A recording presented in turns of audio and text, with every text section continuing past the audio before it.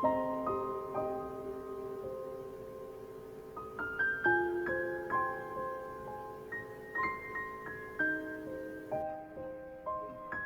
es la proteína? Las proteínas son las moléculas orgánicas más abundantes en las células, las cuales constituyen el 50% de su peso seco.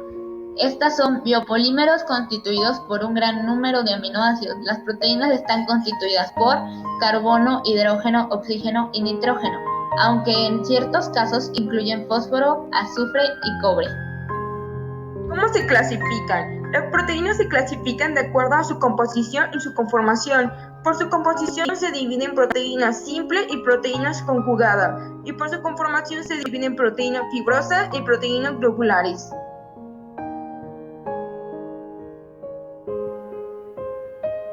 ¿Qué funciones tienen? Las proteínas tienen varias funciones. Algunas de ellas son funciones enzimáticas, las proteínas actúan como enzimas.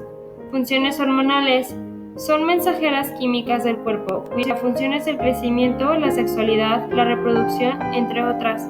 También la insulina y el glucagón regulan los niveles de glucosa en la sangre. Funciones homeostáticas, mantienen el equilibrio osmótico y actúan como amortiguadores para mantener constante el pH interno. Funciones defensivas, actúan como anticuerpos y regulan acciones contra agentes extraños. Funciones de transporte, transportan compuestos al interior del cuerpo. La hemoglobina y la mioglobina transportan oxígeno a través de la sangre. Funciones contráctiles, la actina y la miosina son responsables de la contracción muscular. Funciones de reserva, la ovoalbumina, la gliadina y la ordeína constituyen la reserva para el desarrollo del embrión. Y funciones estructurales, funcionan como materia prima para el crecimiento, la construcción y el mantenimiento de los músculos, la sangre, la piel, las uñas y los órganos en general. Se estabiliza la estructura proteica. Los enlaces covalentes hacen el reparto electrónico, otorgando de 30 a 100 kilocalorías sobre mol de energía. Las interacciones electrostáticas generan la aportación por cargas opuestas, otorgando de 10 a 20 kilocalorías sobre mol de energía. Los puentes de hidrógeno generan electronegatividad, otorgando de 2 a 10 kilocalorías sobre mol de energía. Las fuerzas de Van der Waals hacen la inducción apolar, otorgando de 1 a 3 kilocalorías sobre mol de energía.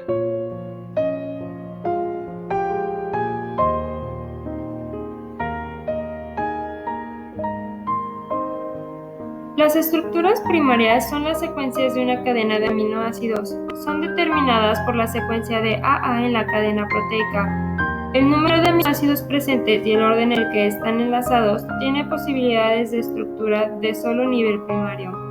El número de estructuras posibles viene dado por la variación con repetición de 20 elementos tomados de N en N, siendo el número de aminoácidos que componen la molécula proteica.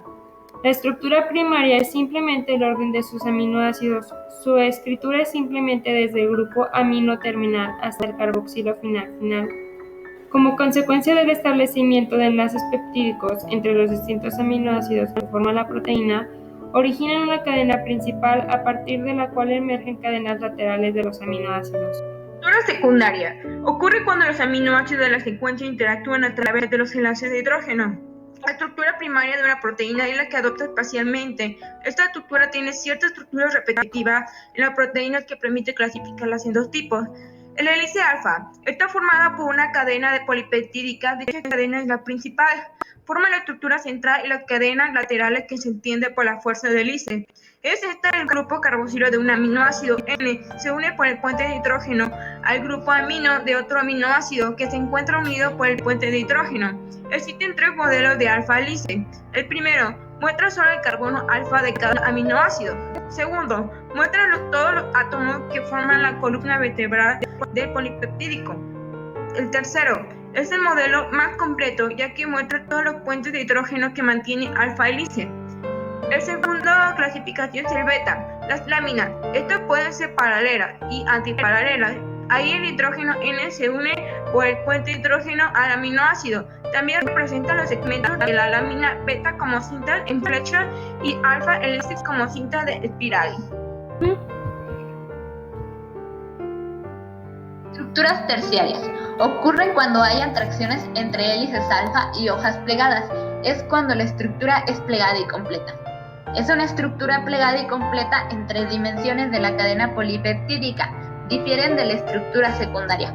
Esto porque en las estructuras terciarias de la mayor parte de proteínas son específicas de cada molécula, además de su función. La unión de estas estructuras no es inmediata, ya que primero se agrupan en conjuntos de estructuras llamadas dominios, que luego se articulan para formar las estructuras terciarias definitivas, que se facilitan por uniones, las cuales son puentes disulfuros, que se van a establecer entre los átomos de azufre del aminoácido. Tipos de estructuras terciarias son las estructuras fibrosas, que son insolubles en agua con el alfa-queratina o el colágeno, y luego están las proteínas globulares, que son solubles en agua.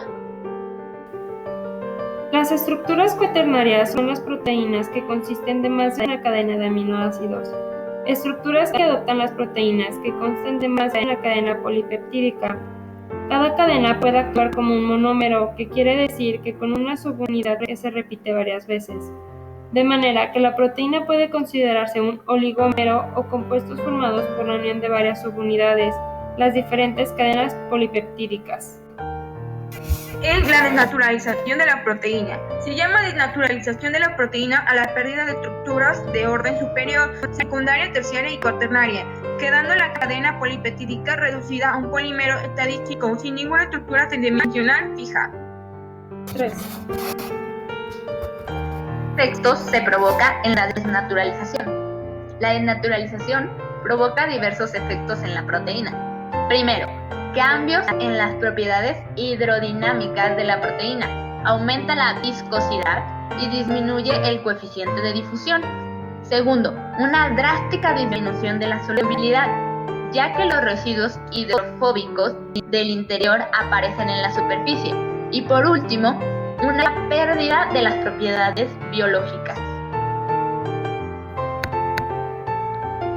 Factores afectan a la proteína. Se distinguen agente físico y agente químico. Los agentes físicos es el calor y agentes químicos es el detergente, disolventes orgánicos, pH y fuerza iónica. Como en algunos casos el fenómeno de la desnaturalización es reversible, es posible precipitar proteínas de manera selectiva mediante el cambio en polaridad del disolvente, la fuerza iónica, el pH y la temperatura. Una proteína desnaturalizada cuenta únicamente con su estructura primaria. Por este motivo, en muchos casos, la desnaturalización es reversible, ya que es la estructura primaria la que contiene la información necesaria y suficiente para adoptar niveles superiores de estructuración. El proceso mediante el cual la proteína desnaturalizada recupera su estructura nativa se llama renaturalización.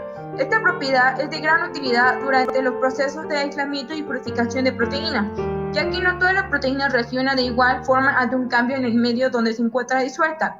En algunos casos, la desnaturalización conduce a la pérdida total de solubilidad, con lo que la proteína precipita. La formación de agregados fuertemente hidrofóbicos impide la renaturalización y hacen que el proceso sea irreversible. Proteínas en el alimento. Están presentes sobre todo en alimentos de origen animal como la carne, el pescado, los huevos y la leche, pero también lo están en alimentos vegetales como la soya, las legumbres y los cereales, aunque en menor proporción. Su ingesta aporta al organismo 4 kilocalorías por cada gramo de proteína. Resumen final. Las proteínas son altamente esenciales para la vida. Esto porque son moléculas orgánicas muy abundantes en la célula, que pueden ser clasificadas según la composición y su formación, así como tienen una gran cantidad de funciones, desde los anticuerpos hasta funciones estructurales, y pueden ser clasificadas por diferentes estructuras: primarias, secundarias, terciarias y cuaternarias. Para finalizar, las estructuras que usualmente ingerimos se desnaturalizan para facilitar la absorción en el cuerpo humano.